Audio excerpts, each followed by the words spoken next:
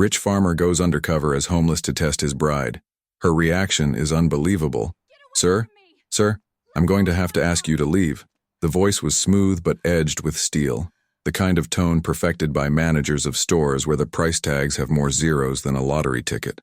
It was directed at a heap of rags and filth that had somehow shuffled past the polished brass doors of Cartier on Fifth Avenue. The man smelled like the subway in August, a rancid mix of unwashed flesh and cheap booze. His hair was a greasy, matted nest, his beard caked with grime. He was a walking, breathing violation of the store's pristine, champagne-scented air. The security guard, a man built like a refrigerator, was already moving, his hand resting calmly on his hip. The few well-heeled customers in the boutique recoiled, clutching their shopping bags like shields. Across the marble floor, standing by a glass case filled with impossibly brilliant diamonds, was Amelia Davenport. She had been admiring a necklace, a potential wedding gift from her fiancé, Lucas Thorne. She heard the commotion and looked up, her first feeling a jolt of alarm, quickly followed by a pang of empathy for the wretched man. But then he turned his head, and the dim, artful lighting of the store caught his eyes. Amelia's breath hitched in her throat. Beneath the grime and the matted hair she saw them, not the dull, vacant eyes of a man lost to the streets, but eyes that were sharp, intelligent, and a shade of piercing, unforgettable blue. They were Lucas's eyes. The world seemed to warp and bend around her as the grotesque truth crashed down. This wasn't an unfortunate soul who had wandered in off the street. This was a performance, a cruel, elaborate piece of theater, and she was the star attraction. Ignoring the manager's hiss and the guard's approach, Lucas took a staggering, deliberate step towards her. He was playing his part with relish. "Amelia," he rasped, his voice a convincing imitation of a man broken by life. The other customers were now staring openly, their phones discreetly raised. "Don't you recognize me?" He stumbled closer, the guard now just an arm's length away. "It's me, Lucas.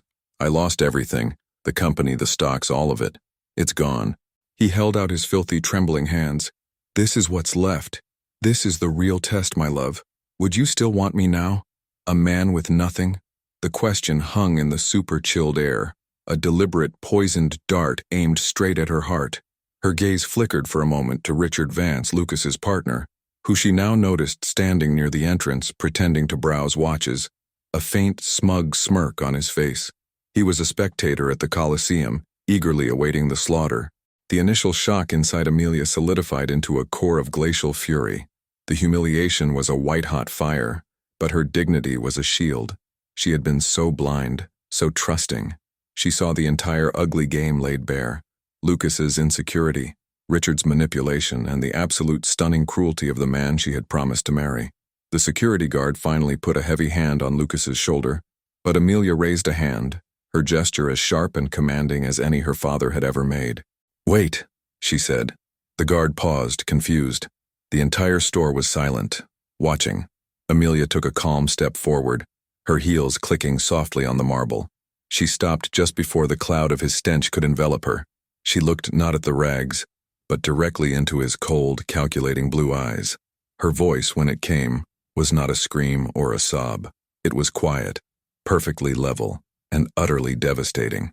"No," she said, the word as clean and sharp as the cut of the diamonds behind her. "I wouldn't." He flinched, a genuine crack in his theatrical facade. This wasn't the scene he had written.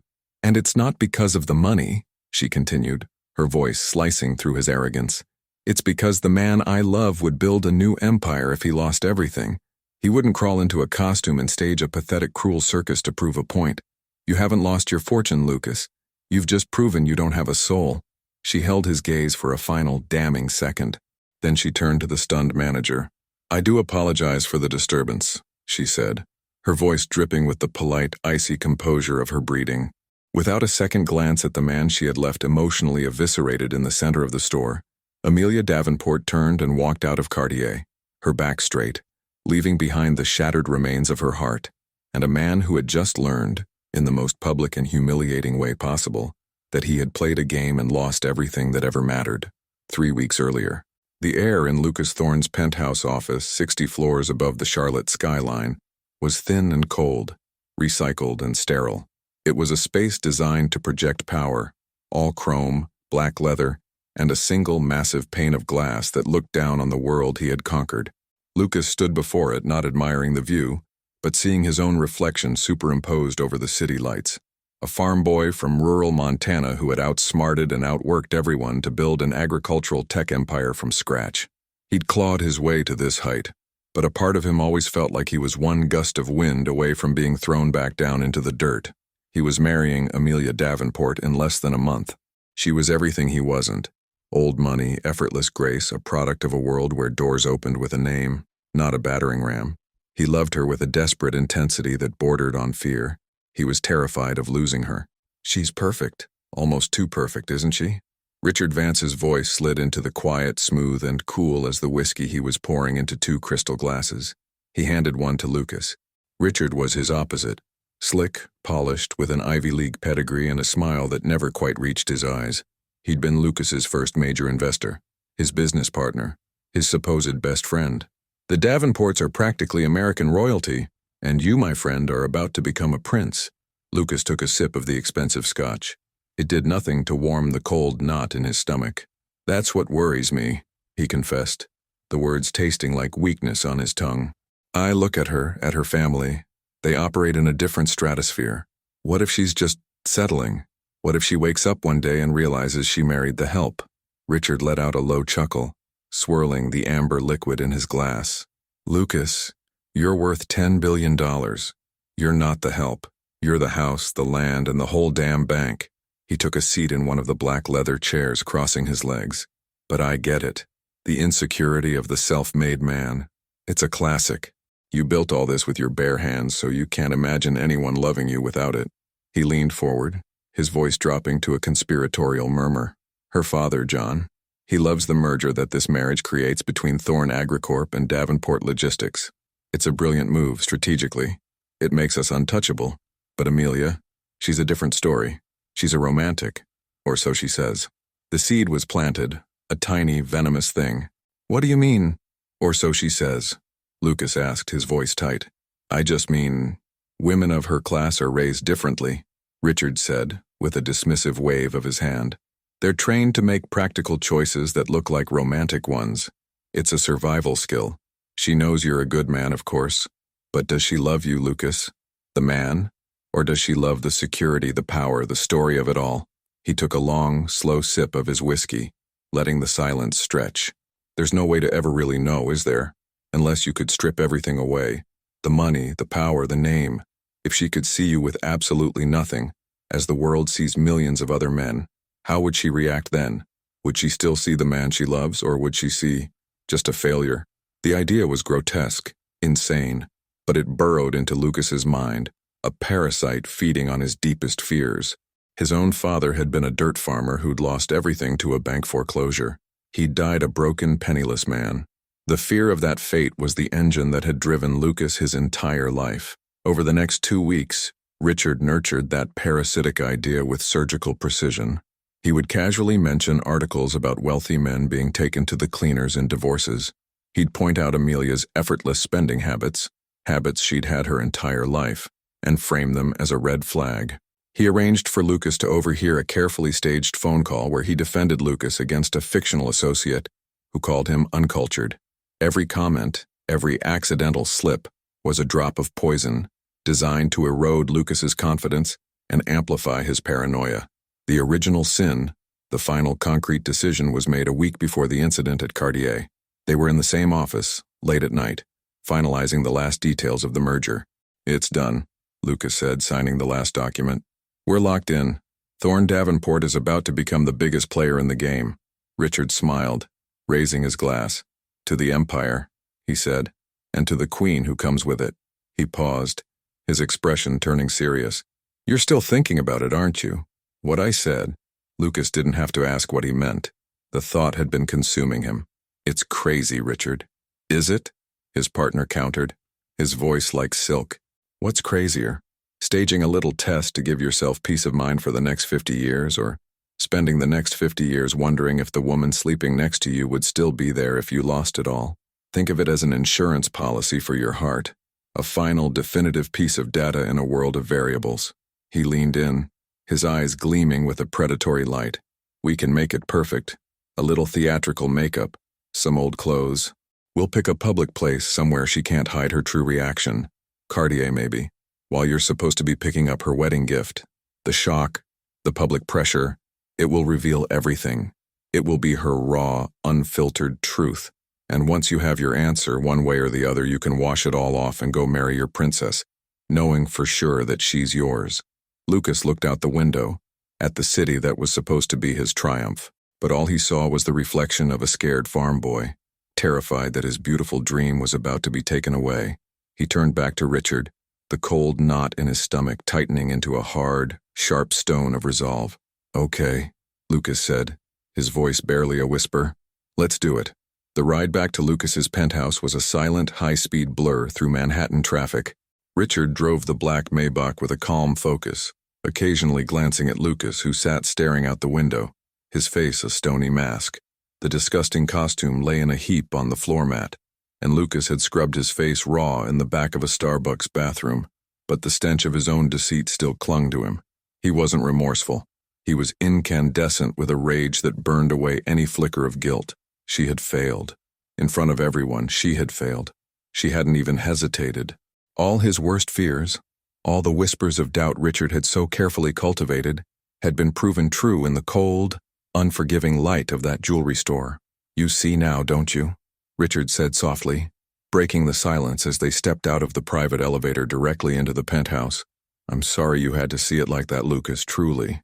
But better now than 10 years and 3 kids down the line." Lucas walked straight to the bar, his movement stiff and jerky. He poured a heavy measure of Macallan 25, the bottle clinking against the rim of the glass. "She didn't even think," Lucas said, his voice low and dangerous. "She looked at me like I was nothing. Garbage. It was never about you, my friend," Richard said, placing a comforting hand on his shoulder. "It was about the merger, the name, the security. You took that away and you saw the real Amelia Davenport. Cold. Transactional. You didn't just dodge a bullet. You dodged a goddamn nuclear warhead." Lucas downed the scotch in one fiery gulp. The rage demanded an outlet, an action. He needed to reassert control, to seize the narrative before it could be twisted against him. He needed to punish her for the humiliation he felt. He strode over to his desk, snatching his phone. "Get legal on the line. Now." Richard watched, a shadow of a smile on his face, as Lucas barked orders into the phone. "Draft a press release. Effective immediately, my engagement to Amelia Davenport is terminated. Cite, a fundamental misalignment of personal and financial values, and announce that the Thorne-Davenport merger is officially dead. I want it sent out in the next 10 minutes. To everyone. Bloomberg, Reuters, the Wall Street Journal, everyone." It was a declaration of war, a corporate decapitation. He was not just ending the relationship. He was salting the earth, making it clear to the world that she, and by extension her family, was the liability. He was Lucas Thorne, the builder of empires, and he would not be made a fool of. He hung up, his chest heaving. For a moment he felt the familiar rush of power, the feeling of control that had been stolen from him on that polished marble floor. Meanwhile, 100 miles away, in the stately quiet of the Davenport family estate in Greenwich, Connecticut, Amelia was living through the shockwave of his explosion. The gates of the property were already besieged by news vans, their satellite dishes pointing at the house like accusations.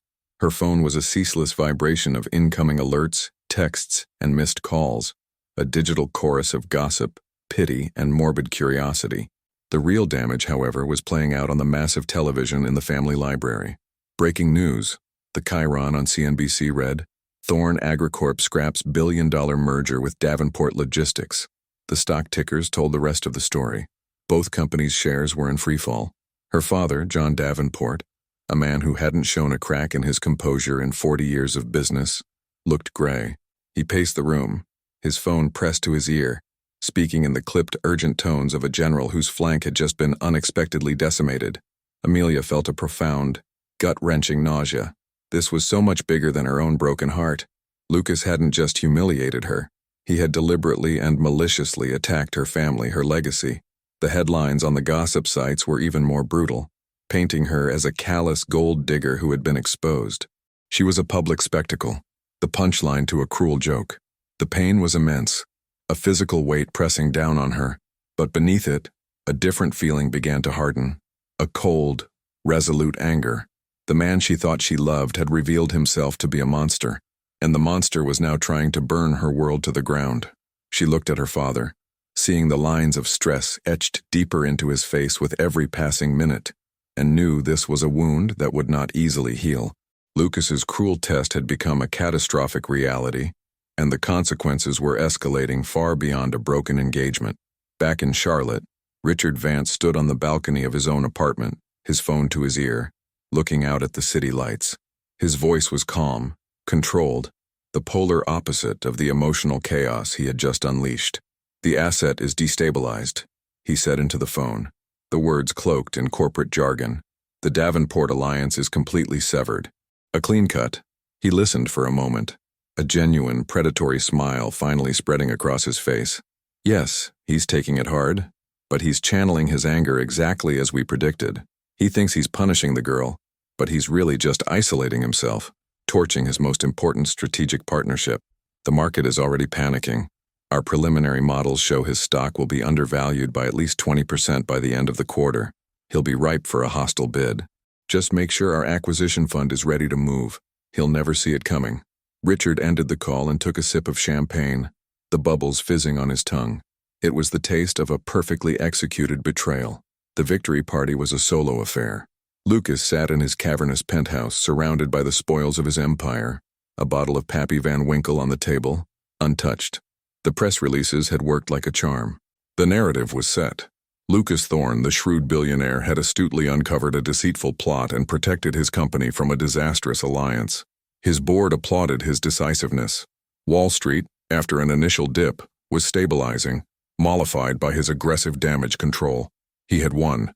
He kept telling himself that, repeating it like a mantra, but the silence in the penthouse was louder than any applause. It was a crushing, empty void that Amelia's laughter used to fill. Every corner held a ghost of her. The throw blanket on the sofa she'd curl up under, the spot by the window where she'd read for hours, the kitchen that now seemed absurdly large without her trying out some new recipe. He was trying to purge her, to erase every trace. He'd had his staff box up all her belongings, but they had missed something.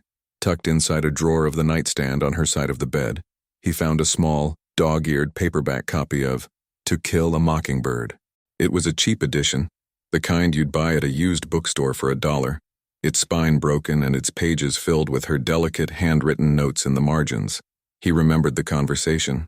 They were on an early date, and he'd been talking about some ruthless business takeover. She'd quietly quoted Atticus Finch.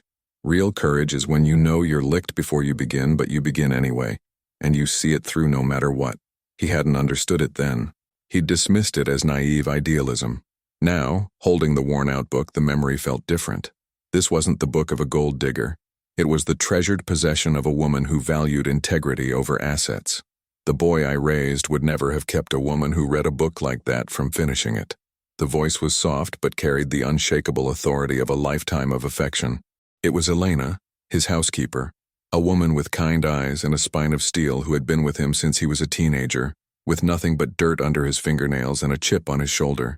She stood in the doorway, a tray with a simple dinner on it, her expression one of deep, undisguised disappointment. "You haven't eaten a proper meal in days, Mr. Lucas." He put the book down, his back rigid. "I'm not hungry." "Of course not," she said, setting the tray down on a nearby table. "Hate is a meal that fills the belly but starves the soul." He wheeled on her, his voice sharp. "You don't know what you're talking about, Elena." She failed the test. "It's that simple." Elena looked at him, not with the fear of an employee, but with the sorrow of a mother watching her son make a terrible mistake. "Test?" she said, her voice laced with a gentle scorn. "You think love is a test? You think a heart is a machine you can take apart to see if it's genuine? That is not a test, my boy. That is an execution. And you were the executioner." She gestured vaguely towards the window, towards the city. "That man, Mr. Vance, he is always whispering in your ear, telling you what you should fear, but he never tells you what you should love." She looked at the book on the nightstand. "I packed the rest of her things. Her clothes are worth a fortune, her jewelry even more. Do you know what she cried about when she came to get them? Not the designer dresses, not the diamonds you gave her. She cried because she thought she had lost that old book." Elena picked up the book, holding it as if it were a sacred object. This was the first gift her mother ever gave her. Its value cannot be counted in dollars. She placed it gently back on the nightstand and looked Lucas straight in the eye.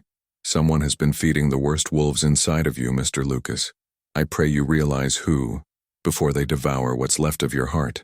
She turned and left the room, the silence she left behind even heavier than before. Lucas stared at the book. For the first time in weeks, the white-hot rage began to cool, and a small cold seed of doubt began to sprout in the barren wasteland of his certainty. Elena's words echoed in the oppressive silence of the penthouse, replaying in a loop that gradually wore down the walls of his rage. Someone has been feeding the worst wolves inside of you. He kept picking up the old copy of To Kill a Mockingbird, the paper soft and fragile from years of use. He ran his thumb over Amelia's notes in the margins, deciphering her elegant script. They were the thoughts of a deeply empathetic person, someone who saw the world in shades of gray, not the black and white transactional view he and Richard operated in. The dissonance was jarring. How could the woman who wrote these notes be the same cold, calculating gold digger he'd seen at Cartier? The certainty that had been his shield for weeks was now heavy, cumbersome, and full of holes. He needed data, not feelings. Feelings had led him to this empty, echoing life. His first move was cloaked in the guise of due diligence. He told himself he was simply confirming the bullet he'd dodged. He hired a private investigator, a discreet firm out of Boston that had no connection to his Charlotte-based empire, instructing them to do a deep dive on Amelia Davenport. He didn't want corporate espionage. He wanted a personal history. He asked for records of her charitable donations, interviews with staff at the nonprofit she volunteered at, her university thesis, anything that would paint a picture of the woman he had almost married. He expected to find a carefully curated public image, a series of tax-deductible photo ops. The first report landed on his encrypted server 2 days later. It was a list of anonymous donations, meticulously traced back to a blind trust Amelia had controlled since she was 18. Small amounts mostly to animal shelters, a women's crisis center in the Bronx, a legal aid clinic for immigrants. There were no galas, no press releases, no wings of buildings with her name on them. It was quiet, consistent, and utterly at odds with the narrative of a woman obsessed with status. The investigator had also included a transcript of an interview with the director of the crisis center, a no-nonsense woman named Maria Sanchez. "Amelia," she'd said. "She's here every other Tuesday, cleans the bathrooms, serves food, reads to the kids. Most of our volunteers burn out after a few months. She's been doing it for 5 years. We didn't even know who she was until that whole ugly story hit the news." The report was a splinter under his thumbnail, a persistent, nagging irritant. This data did not compute. He closed the file and opened another, a financial analysis of the now dead Thorne-Davenport merger. He'd reviewed it 100 times, but now he looked at it with new eyes, not for flaws in the Davenport's business, but for anything that seemed out of place. And then he saw it, a minor clause, buried deep in the appendices, outlining a brokerage fee to be paid to a third-party consulting firm upon completion of the deal. The firm was listed as Vance Strategic Solutions. It was a shell corporation, and its sole proprietor was Richard Vance. It was a multi-million-dollar finder's fee that Richard was arranging to pay himself, hidden from Lucas. It was greedy, yes, but not necessarily treasonous. But why hide it? The question was another crack in the dam. He called the Boston investigator back. "New target," he said, his voice low. "Richard Vance. I want everything. Financials, communications, surveillance. I want to know who he talks to, where he goes, who he breathes the same air as. And I want it to be a ghost operation. If he even gets a sniff of this, you're all fired." The investigation began immediately. Lucas, in the meantime, had to play the part of the grieving, angry tyrant. He was short with his staff, ruthless in his meetings, and maintained a cold distance from Richard, which he masked as lingering anger over the whole Amelia situation. Richard, for his part, was the perfect supportive friend, encouraging Lucas's rage, constantly reminding him of Amelia's betrayal. "You're better off," he'd say over drinks. "Now the company has your full focus. No distractions." The hypocrisy was so thick, Lucas felt like he could choke on it. The investigator's updates came daily, a slow drip of damning information. Richard was making regular calls from a burner phone. He had a weekly standing meeting at a nondescript coffee shop near the airport with a man who was identified as a top lieutenant for Marcus Black, a notorious corporate raider known for hostile takeovers.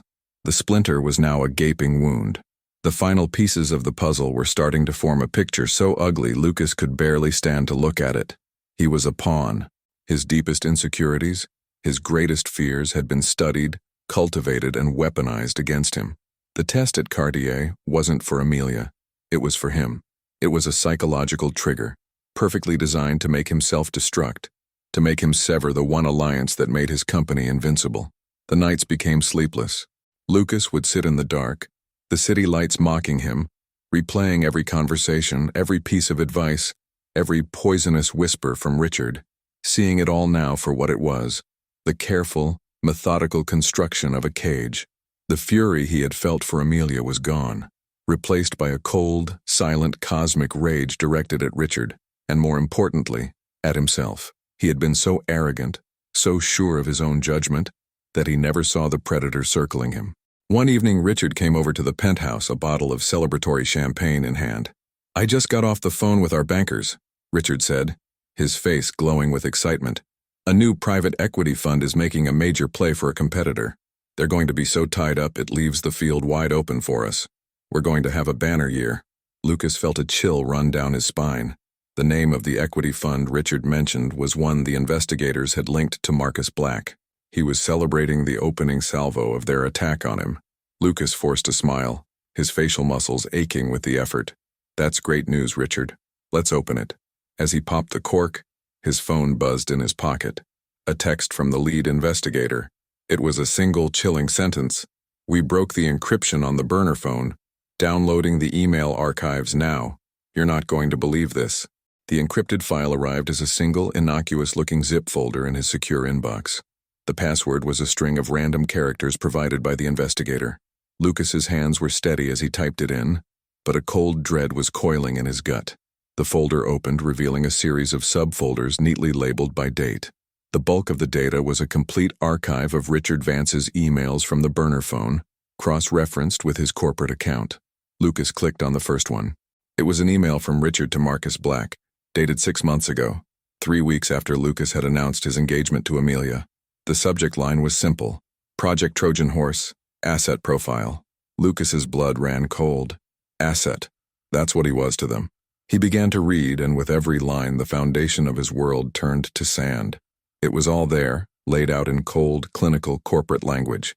Richard's initial assessment was a brutal, terrifyingly accurate psychological profile of Lucas himself. It detailed his deep-seated insecurities about his humble origins, his fear of not being worthy of the Davenport name, his obsession with control, and his fatal flaw, a deep-seated belief that everything and everyone had a price.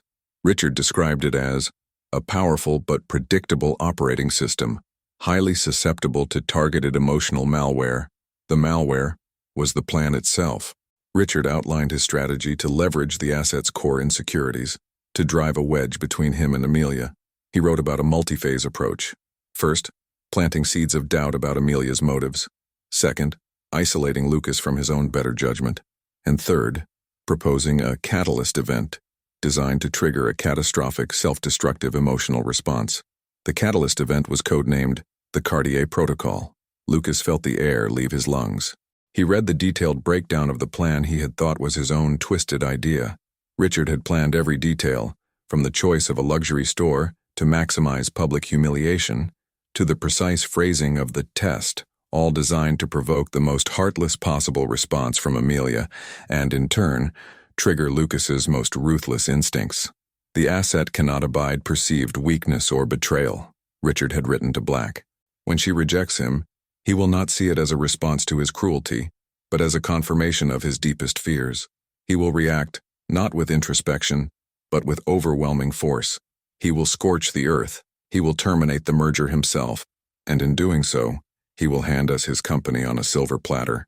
And Lucas had followed the script perfectly. He was the puppet who thought he was the puppeteer.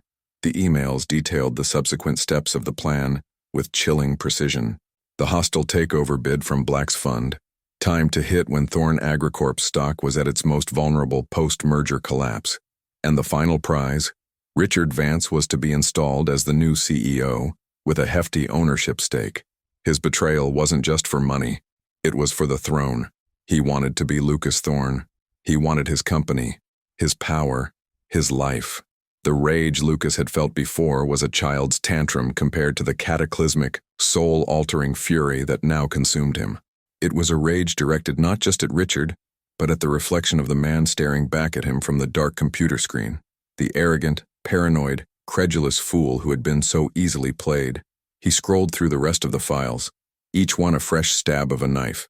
There were transcripts of phone calls, Richard laughing with Marcus Black about how perfectly Lucas was reacting, how he was burning his own life's work to the ground to spite a woman who was probably the only decent person he knew.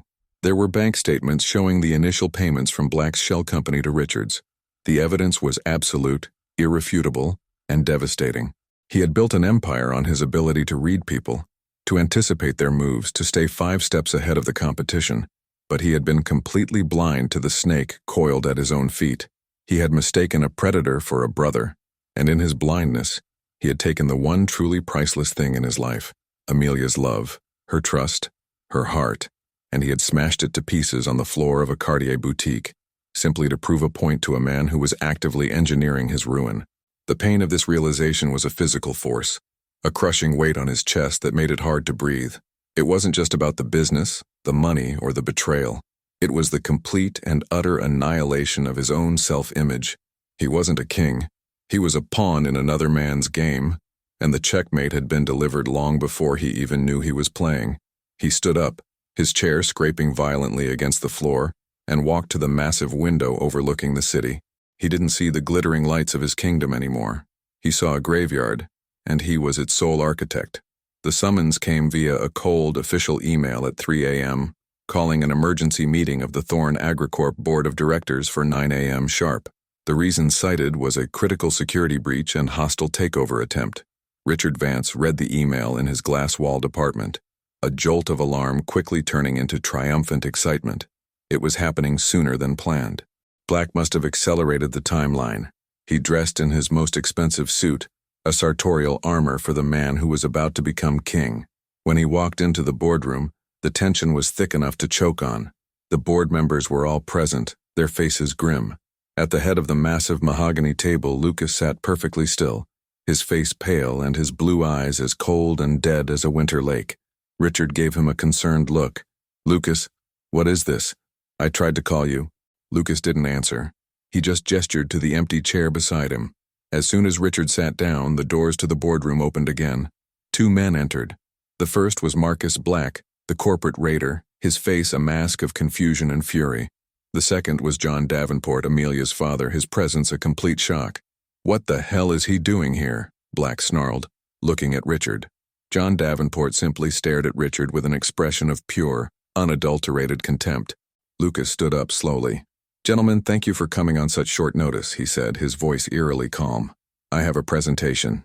He clicked a remote, and the massive screen behind him flickered to life. It displayed the first email from Richard to Marcus Black. Subject: Project Trojan Horse Asset Profile. A collective gasp went through the room. Richard Vance's face went white. For the next 20 minutes, Lucas walked them through the entire conspiracy, his voice a flat, dead monotone. He showed them everything: the psychological profile, the plan for the Cartier protocol, the hidden financial arrangements, the recorded phone calls of Richard and Black laughing at his expense. He laid bare the entire plot to manipulate him, destroy his engagement, crash his company, and sell the smoking ruins for parts. It was a systematic, brutal, and public evisceration. When the last slide, a bank statement showing a multi-million-dollar transfer from Black's shell company to Richard's, faded from the screen, there was a dead silence. Richard was hyperventilating, his eyes darting around the room for an escape that didn't exist. Marcus Black was already on his feet, his lawyers on the phone. John Davenport just stared, his expression unreadable. "Richard," Lucas said, his voice finally breaking with a tremor of raw fury, "you are fired. Your shares are forfeit under the bad actor clause in our partnership agreement. Security will escort you out. I suspect the SEC and the FBI will want to have a word with you shortly." As security guards entered and took a now catatonic Richard by the arms, Lucas turned to Marcus Black. "As for you, Mr. Black, every piece of this evidence has been sent to the U.S. Attorney's Office. You tried to buy my company. Instead, you've bought yourself a federal indictment for conspiracy and wire fraud." Black lunged forward, his face purple with rage but was blocked by his own security detail, who dragged him from the room. The entire confrontation was over in less than half an hour. Decisive, final. But Lucas wasn't finished. His real act of atonement was yet to come. He turned to the remaining board members and John Davenport. Effective immediately, I am stepping down as CEO of Thorn Agricorp. A new wave of shock hit the room.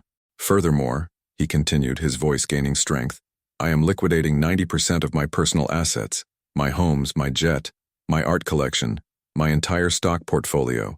The proceeds, estimated at around $9 billion, will be used to create and permanently endow a new charitable foundation. He looked directly at John Davenport, but his words were for Amelia. It will be called the Davenport Foundation. It will be dedicated to funding legal aid for the wrongly accused and supporting shelters for victims of emotional and domestic abuse. The charter will grant sole, irrevocable control of the foundation and its funds to one person, Amelia Davenport. The paperwork is being drawn up as we speak. He didn't wait for a response. He walked out of the boardroom, leaving a trail of shattered careers and stunned silence in his wake. He drove himself, not in a Maybach, but in a simple Ford pickup he kept at his private hangar, the one he used to drive on his farm back in Montana. He drove for 2 hours, all the way to the Greenwich estate. He didn't ask to be let in. He just stood at the massive iron gates waiting. It was an hour before she appeared, walking slowly down the long, winding driveway. She looked thinner, and there were shadows under her eyes, but she held herself with the same unshakable dignity. She stopped 10 feet from the gate, not a trace of emotion on her face. He didn't offer apologies or excuses. Words were meaningless now. They were the weapons he had used to destroy them. He simply reached through the bars of the gate and held out a single, thick manila envelope. This is the preliminary charter for the foundation, he said, his voice hoarse. It's yours. No strings attached. You can accept it. You can burn it. It doesn't matter. It's done. I know I don't deserve your forgiveness, Amelia. I never will. This isn't for that. This is my attempt to build something good out of the wreckage I made. He let the envelope fall from his hands onto the ground on her side of the gate, a clear offering he could not force her to take. He just looked at her, his eyes finally showing the raw, devastating truth of his shame and his regret. This was his atonement, a $9 billion act of surrender. 6 months later. The fall of Richard Vance was not a spectacle.